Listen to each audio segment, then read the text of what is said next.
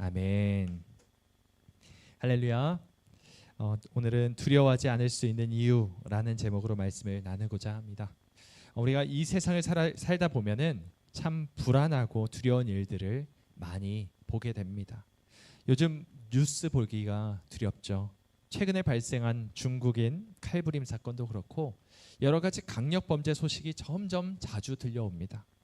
우리들의 생활 면에서도 문제가 심각합니다. 집값은 점점 오르기 시작하고 물가는 코로나 이전인 2019년에 비해서 22%나 높아졌다고 합니다. 정치는 말할 것도 없을 정도로 항상 혼란하죠. 그런데 이것이 우리 나라의 이야기만이 아닙니다.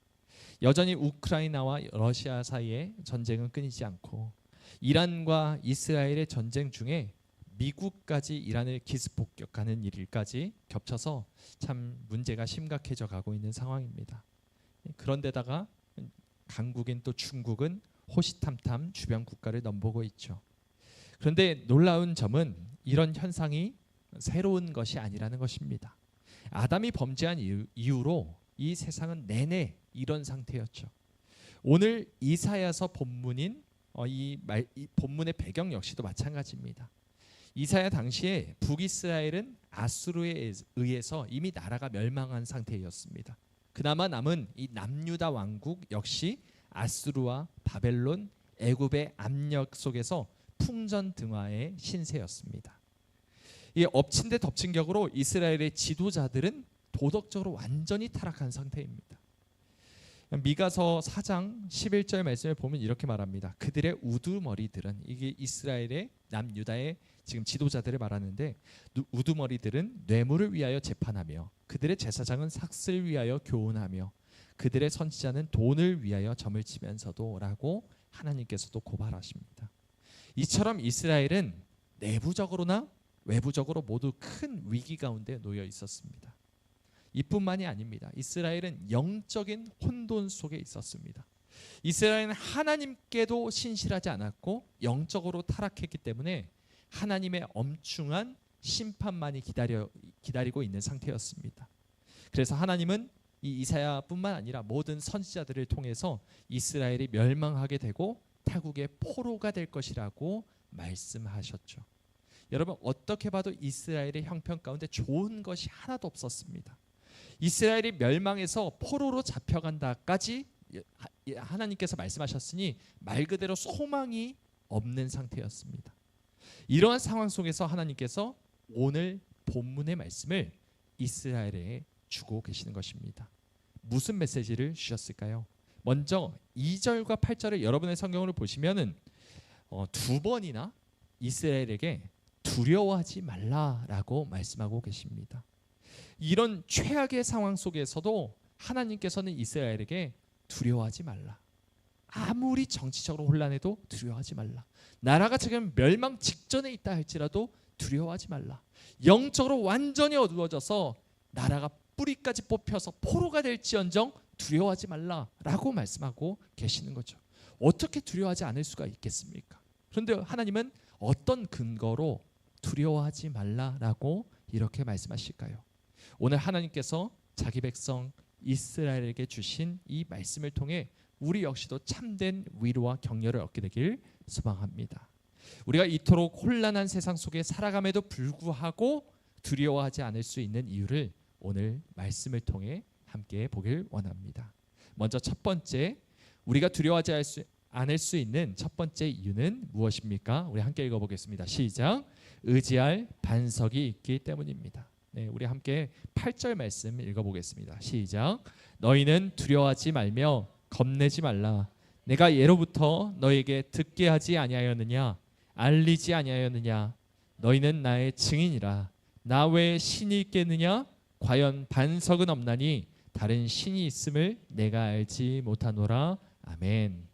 여러분, 하나님이 지금 자신을 뭐라고 가리키고 있습니까? 반석이라고 가리키고 계십니다. 우선 성경에서 말하는 이 반석이라는 것이 무엇인지를 무엇을 가리키고 있는지, 그리고 무슨 의미가 있는지를 좀 보길 원합니다. 이스라엘이 위치한 이 팔레스타인 지역에는 산지가 아주 많습니다. 성경에 나오는 반석은 험한 산지의 암벽으로 둘러싸인 천연 요새의 질을 말합니다. 조금 안 와닿을 수 있어서 하나님이 나의 반석이시다라는 표현을 어떻게 어떤 것을 보면서 이 성경의 인물들이 썼는지를 제가 잠깐 시각적으로 보여드리면 이런 그림이 있습니다. 여러분 이 그림을 보시면은 이게 사진입니다. 실제 사진이고요. 드론에서 항공 드론에서 지금 찍은 겁니다. 마사다라는 요새인데 한 번쯤 들어보신 분들도 있고 전혀 들어보시지 않은 생소한 이름이라고 생각하시는 분들도 있겠지만 이 마사다라는 곳이 유대 광야에 펼쳐져 있는 천의 요새입니다. 이것을 가리켜 이 이스라엘 사람들은 바위, 산성, 요새, 반석 등등으로 표현하기로 했습니다. 하나님께서 자신이 바로 이런 요새와 같다, 이런 반석과도 같다라고 말씀하고 계십니다. 여러분 이 천의 요새에 한번 진을 딱 치고 들어가 있으면은 아무도 여기를 올라올 수가 없습니다. 기어 올라오려고 아무리 애를 써도 위에서 돌 하나만 떨어뜨리면 끝나는 것입니다. 그만큼 아무런 위협이 될 수가 없는 것이죠. 여러분 우리의 유일한 반석은 하나님이심을 기억하시기 바랍니다. 하나님만이 우리를 지켜주시는 유일한 울타리요 유일한 요새가 되어주십니다. 하지만 하나님을 떠나버린 죄인들에게는 그 보호막이 사라져버리는 것이죠. 여러분 우리 집에 현관문이 한번 떨어져 나간 상태라고 생각해 보십시오. 우리 집에 있는데 현관문이 떨어졌어요. 그럼 어떤 느낌이 드십니까? 너무 안전하게 느껴지실까요? 전혀 그렇지가 않죠. 이 상태로 잠을 제대로 잘 수 있을까요? 절대 그렇지 못할 겁니다. 잠은커녕 불안해서 밥도 제대로 못 넘기겠죠. 이것이 바로 인간이 가진 모든 두려움의 원인입니다. 우리를 보호해주는 울타리가 사라져버린 것이 우리의 두려움의 시작이라는 것이죠. 그래서 사람들은 이 두려움을 어떻게든 극복해 보기 위해서 하나님 대신 이 세상의 것을 의지하기 시작합니다. 그 가장 첫 번째가 가인의 예죠. 하나님을 멀리 떠나서 그가 세운 것이 무엇입니까? 에녹 성입니다. 나를 둘러싸고 있는 울타리를 치는 것입니다. 하나님 없이도 내가 살아갈 수 있게끔 하기 위해서 세상 것으로 자꾸 방어를 하기 시작하는 것입니다. 마치 떨어져 나간 현관문 대신 무엇을 하고 있는 거냐면 종이박스를 차곡차곡 쌓아 올려서 문을 막아놓은 상태나 다를 바가 없는 것이죠.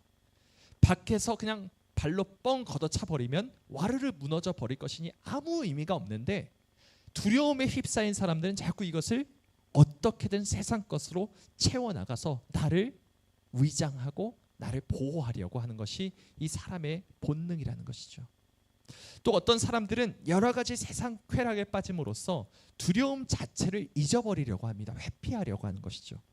누군가가 내 집에 불쑥 들어올지도 모른다는 그 두려움을 잊기 위해서 그냥 술을 진탕 부어 마시는 것과 다를 바가 없는 노릇입니다. 이런 것을 성경은 뭐라고 말하냐면 오늘 9절 말씀처럼 우상을 숭배하는 것이라고 말합니다. 우상 숭배는 다른 것이 아닙니다. 우상 숭배는 하나님이 아닌 것으로 하나님의 자리를 대체하는 것을 우상 숭배라고 합니다. 그냥 신이시여 신이시여 비나이다 비나이다 하면서 어떤 우상 단지의 앞에서 무릎 꿇고 손을 비비는 그 행위가 우상 숭배가 아니라 하나님이 계셔야 하는 곳에 다른 것이 있는 것이 우상 숭배라고 하는 것입니다. 그래서 이사야에서 전반에 걸쳐서 하나님은 이스라엘의 우상 숭배를 책망하시면서 우상 숭배의 끝에는 생명과 구원이 아닌 심판과 죽음만이 사망만이 기다리고 있다라고 계속해서 이사야 선지자의 입을 통해서 외치시는 것입니다. 하나님은 유일한 반석이신 하나님 안에 거하는 것만이 두려움을 이겨내고 참된 안식에 거할 수 있다라는 것을 하나님께서 말씀하고 계십니다. 사무엘상 2장 2절 말씀도 이렇게 말씀합니다. 여호와와 같이 거룩하신 이가 없으시니 이는 주밖에 다른 이가 없고 우리 하나님 같은 반석도 없으심이니이다. 아멘. 여러분 우리의 유일한 소망, 우리의 유일한 위로, 우리의 유일한 안식은 바로 반석이신 하나님을 의지하며 하나님과 함께 동행하는 것임을 믿으시기 바랍니다. 우리는 입술로는 내가 의지할 사람은, 내가 의지할 대상은 하나님밖에 없습니다 라고 고백할 때가 참 많이 있습니다. 하나님 나에게 반석이 되십니다, 나의 유일한 피난처 되십니다 라고 입으로는 고백합니다. 하지만 우리가 사는 모습을 보면은 단지 그것이 말뿐일 때가 얼마나 많이 있습니까? 그 사실을 정말로 믿거나 확신하지 않고 자꾸 세상 방법을 찾을 때가 있습니다. 우리가 살다 보면 분명 여러 가지 고난이나 위기나 두려운 마음이 들 만한 그런 상황들이 우리 삶에 여러 가지 모습으로 닥쳐옵니다. 재정적으로 큰 어려움을 겪기도 하고 소중한 사람을 떠나보내는 힘든 시간을 겪기도 합니다. 직장 생활을 하다가 지치기도 하고 인간관계의 실패 속에서 낙심하기도 하죠. 이런 혼란 속에서 우리는 하나님을 의지하기보다는 세상이 말하는 지혜, 세상 사람들의 노하우를 따를 때가 얼마나 많은지 모릅니다. 물론 보이지 않는 하나님께 나아가 기도하는 것이 어떨 때는 참 어리석어 보이는 것처럼 느껴질 때가 있죠. 당장 벌어진 일을 수습하기도 바쁘고 위기를 헤쳐나가야 할 것 같은데 일단 아는 사람에게 연락을 해서 도움을 구하거나 유튜브나 책 같은 걸 보면서 이 문제를 해결해야 할 것 같은데 자꾸 그냥 가만히 손을 놓고 기도하는 것이 무슨 대수일까라고 생각되는 믿음이 흔들릴 때가 우리에게 있다는 것입니다. 당장 여러분 한번 생각해 보십시오. 당장 내 눈앞에 하나님이 나타나서 실질적인 도움을 주신다고 생각해 보십시오. 네가 50만 원이 부족하냐? 내가 지금 50만 원 줄게. 바로 그냥 하나님께서 뿅 하고 나타나셔서 돈을 채워주신다면, 여러 가지로 아픔이 있을 때 그 병을 손으로 낫게 해주신다면, 그렇게 직관적으로 즉시 내가 하나님께 기도하자마자 하나님께서 나타나셔서 은혜를 주신다면 기도하지 않을 사람이 없겠죠. 하지만 하나님을 눈으로 볼 수 없을 뿐더러 내가 원하는 때 원하는 방법으로 도움을 얻을 수 없다는 것이 어떨 때는 하나님이 안 계신 것 아닌가라고 낙심이 되는 것으로 옮겨갈 때가 있다는 것입니다. 여러분, 하지만 하나님은 램프의 진처럼 우리가 소원 한 번 빌면 그때그때 나타나서 도와주시는 요정이 아니죠. 하나님은 누구십니까? 하나님은 왕이십니다. 하나님은 우리의 주인이십니다. 다시 말해서 우리는 하나님을 통제할 수가 없습니다. 일로 와보세요 라고 말해봤자 하나님은 왕이시기 때문입니다. 우리가 종이지 하나님은 왕이시기 때문에 우리가 하나님을 어떻게 할 수가 없습니다. 주도권은 나에게 있지 않고 오직 하나님께 있습니다. 내가 아무리 급해도 아무리 죽을 것 같아 보여도 하나님의 때를 기다리고 하나님의 방법을 신뢰하며 견뎌내야 하는 그 시간이 필요하다는 것입니다. 그런데 여러분, 이것이 쉽습니까? 하나님의 때를 기다리는 것이 너무 어렵죠. 힘들죠. 괴롭습니다. 가만히 기다리는 것이 너무 바보처럼 느껴집니다. 나 뭐 하고 있지? 이런 생각이 들 때가 있습니다. 그래서 우리는 종종 하나님의 도우심을 기다리는 것을 포기하고 그것을 대신할 수 있는 대안을 찾아 세상 방법을 찾아 나섭니다.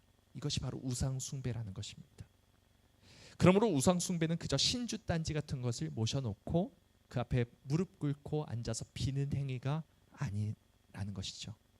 우상 숭배는 하나님 없이도 내가 행복할 수 있고, 하나님 없이도 내가 문제를 해결할 수 있고, 하나님 없이도 내가 구원받을 수 있다라고 생각하는 이 철저한 불신앙에서 비롯된다는 것을 우리가 명심해야 합니다. 여러분, 우리는 정말로 하나님을 나의 반석, 나의 요새라고 믿고 있습니까? 그냥 입술로만이 아니라 진정 나의 믿음의 고백으로, 그리고 우리의 삶으로 하나님만이 나의 요새이십니다를 고백하고 있는지 우리 자신을 한번 생각해 보십시오. 우리의 삶을 한번 돌아보길 원합니다. 오늘 저와 여러분이 의지할 반석은 오직 하나님뿐이심을 온전히 인정하게 되는 그런 은혜가 있기를 간절히 소망합니다. 그리고 두 번째, 우리가 두려워하지 않을 수 있는 두 번째 이유가 무엇일까요? 우리 함께 읽어보겠습니다. 시작. 우리가 하나님이 택하신 자녀이기 때문입니다. 우리 함께 1절과 2절 말씀 읽어보겠습니다. 시작. 나의 종 야곱, 내가 택한 이스라엘아, 이제 들으라. 너를 만들고 너를 모태에서부터 지어낸 너를 도와줄 여호와가 이같이 말하노라. 나의 종 야곱, 내가 택한 여수르나 두려워하지 말라. 아멘. 하나님께서는 우리를 내가 택한 자다, 나의 택한 자녀다 말씀하십니다. 하나님은 이스라엘을 내가 택한 이스라엘아라고 부르십니다. 또 하나님은 이스라엘을 친자식같이 긍휼히 여기십니다. 그래서 이사야 49장 15절은 이렇게 말씀합니다. 우리 함께 읽어보겠습니다. 시작. 여인이 어찌 그 젖 먹는 자식을 잊겠으며 자기 태선한 아들을 긍휼히 여기지 않겠느냐. 그들은 혹시 잊을지라 나는 너를 잊지 아니할 것이라. 아멘. 여러분, 부모가 자식을 잊을 수 있겠습니까? 네 이름이 뭐였지 하는 부모는 한 사람도 없습니다. 아무리 멀리 떨어져 있던 자식, 수십 년간 떨어져 있던 자식이 얼굴이 다 변해서 돌아와도 어머니는 그 자식의 얼굴을 한눈에 알아보는 법이죠. 여러분, 이 부모가 그들은 혹시 잊을지라도 나는 너를 잊지 아니할 것이다 라는 이 말이 무슨 말일까요? 부모가 자식을 잊을 수 없는 것처럼 하나님은 절대로 그 어떤 일이 있어도 너를 모른다 하지 않을 것이다. 너를 안다. 내가 너를 지킨다. 그러니 두려워하지 말라. 내가 너의 아버지다. 내가 너의 부모다 말씀하고 계시는 것입니다. 여러분, 하나님이 택하신 자녀는 어떤 일이 있어도 잊혀지지 않는 줄 믿으시기 바랍니다. 심지어 그 자녀가 죄 가운데 방황하고 있을 때도 마찬가지입니다. 여러분, 죄를 짓는 것은 분명 하나님과의 관계를 부서뜨려 버리는 주범입니다. 하지만 우리가 죄를 짓는 그 행위가 하나님께서 우리를 사랑하시는 그 행위보다 높고 더 위력이 있는 것이 아니라는 사실입니다. 우리는 하나님을 배신하고 신뢰를 무너뜨린 일을 셀 수 없이 반복해 왔습니다. 하지만 하나님은 그보다 훨씬 더 큰 사랑과 훨씬 더 큰 열정으로 우리를 구원해 오셨습니다. 이것이 바로 자기 자녀를 향한 참되고 신실한 아버지의 마음이라는 것입니다. 여러분, 혹시 헬리콥터맘이라고 들어보셨습니까? 그림처럼 이게 헬리콥터맘입니다. 헬리콥터처럼 아이 주변을 맴돌면서 자녀가 초등학교에 들어가고 대학교에 들어가고 심지어 사회생활을 하는 성인이 되어서까지도 이 부모가 사사건건 이 일에 자녀의 일에 간섭할 뿐만 아니라 그의 진로까지조차 결정해주는 부모를 헬리콥터맘이라고 하죠. 자녀가 가는 길에 이 오른쪽 그림처럼 모든 장애물을 다 치워주고 깨끗하게 닦아주고 꽃길만 걸을 수 있도록 뒤치다거리를 다 해주는 부모를 헬리콥터맘이라고 합니다. 하지만 여러분, 우리가 잘 알다시피 자녀 앞에 놓여 있는 모든 불안 요소, 위험 요소를 없애줄 수가 있습니까? 없애줄 수가 없습니다. 없애줄 수 없을 뿐더러 그런 것들을 없애주는 부모는 결코 좋은 부모라 할 수가 없죠. 물고기를 잡아주는 것이 아니라 물고기 잡는 법을 알려주는 것이 좋은 부모 아니겠습니까? 좋은 부모는 자녀 스스로가 좋은 것을 좋다 여기고 또한 옳은 것을 옳다 여기고 그 길을 스스로 걸을 수 있도록 하는 것이 좋은 부모입니다.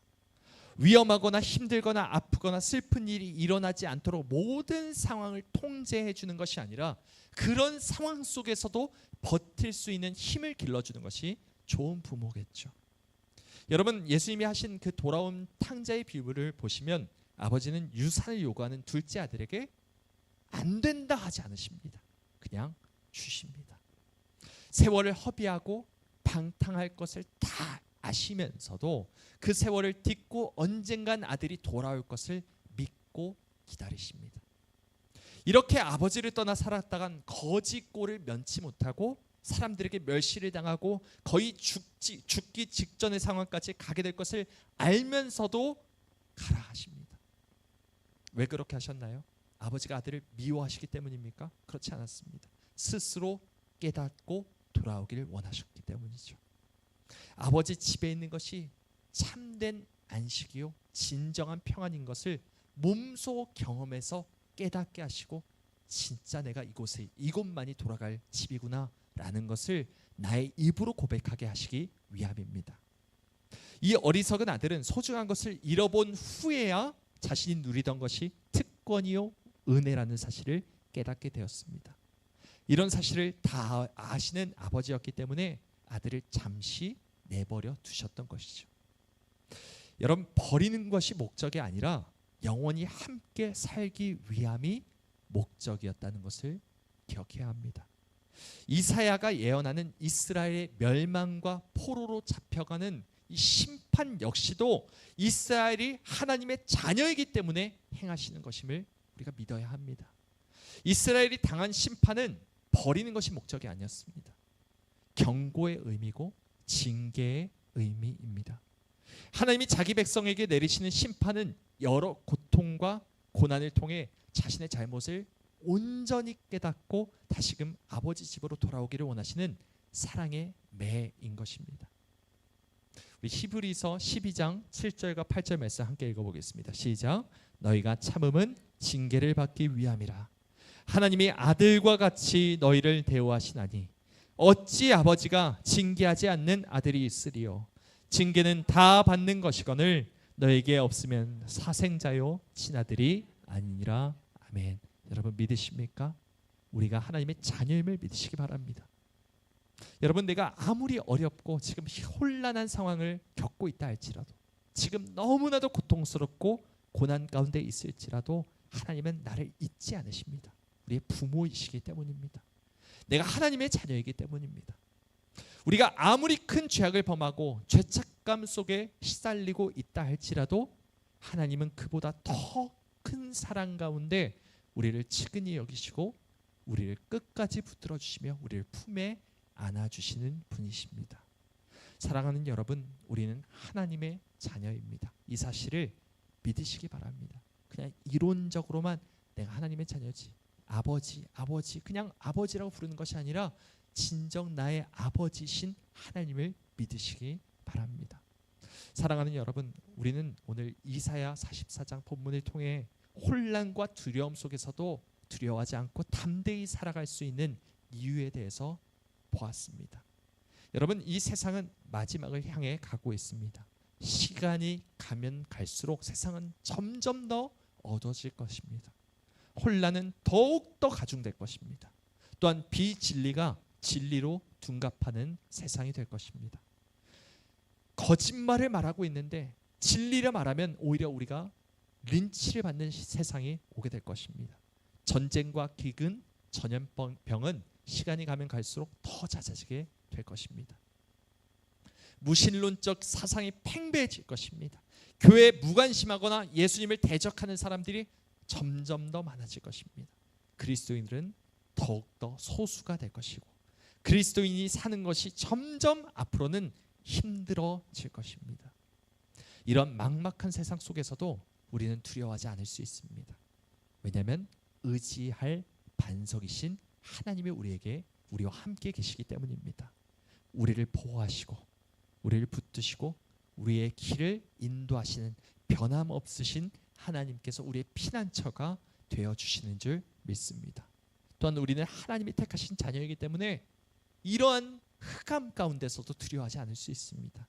우리의 형편과 상태가 어떠하든 하나님은 결코 우리를 잊지 않으시며 신실하신 아버지로서 우리를 끝까지 품어내 주십니다. 오늘 이 말씀이 우리에게 참된 도전이 위로가 되길 소망합니다. 우리는 하나님의 자녀이며 그분 안에 견고히 뿌리내린 하나님의 백성이기 때문입니다. 그러므로 오늘 하루도 그리고 내일도 두려워하지 않고 담대히 살아가는 우리 모두가 되길 원합니다. 하나님이 우리의 반석이시며 우리를 잊지 않으시는 아버지 되심을 기억하며 믿음으로 서는 우리 모두가 되기를 주님의 이름으로 축복합니다.